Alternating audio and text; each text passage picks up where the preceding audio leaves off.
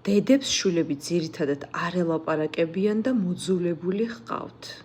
ჩემმა მრავალწლიანმა პრაქტიკამ აჩვენა, რომ როდესაც კლიენტი მოდის ძალიან სერიოზული ოჯახის წყევლით, ან როდესაც მის შვილს ნეკრომაგია აქვს გაკეთებული, პარალელურად ამ ქალბატონს დიდი ხანია აქვს ოჯახიდან წყევლა გაკეთებული ან ჯადო, შვილები ჰყავს მოძულებული. ესე იგი, იმდენად ხშირი თავიდან მეგონა დამთხოვა, როდესაც მუშაობა დავიწყე და მსგავსი კლიენტები მოდიოდნენ, მაგრამ იმდენად ხშირი შემთხვევა, მოდის ქალბატონი მაგალითად და მეუბნება, აი მყავს 4 შვილი, არც ერთს არ ველაპარაკები. გადავყევით ამ ყველას, ყველა მომეძულა წლებია, თქვენ თუ გონიათ 1 და 2 დღე, არა 5, 10, 15, 20 წელი. მაგალითად მყავს კიდევ კლიენტი, მოვა, 3 ბიჭი მყავს, არც ერთი არ მელაპარაკება, ერთი მელაპარაკება ისე რა, დანარჩენი არ მელაპარაკება.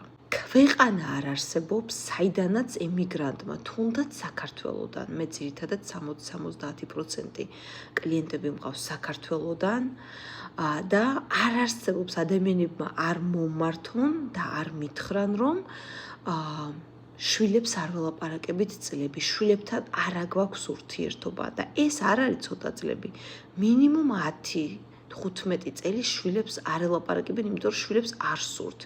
ან დადას არის გადაკიდებული სასიკვდილოდ, ან აი არ ვიცი. როდესაც ეს ადამიანები გახსნას იკეთებენ, პირველი იცით რას მწერენ? ქალბატონი მწერდა, არ ვიცი მეწყინოსო თუ გამიხარდეს თუ როგორ არის, მაგრამ სასიკვდილოდ რომ ყავდა გადაკიდებული ნათესავები, შემირიგდნენო. ხალხი ზოგი ადამიანი ამას წერს, რომ დები წლები არ ელაპარაკებოდნენ ერთმანეთს, სკრინებიც მაქვს, ყველა ტელეგრამზე შეგიძლიათ ნახოთ, რომ დები, რომლებიც გადაკიდებულები იყვნენ ერთმანეთზე, უბრალოდ დედა მოიხსნა ოჯახის ჯადო და შვილები შერიგდნენ. გაოცებას არ ქონდა საზღვარი და აი ესეთი მრავალი შემთხვევა.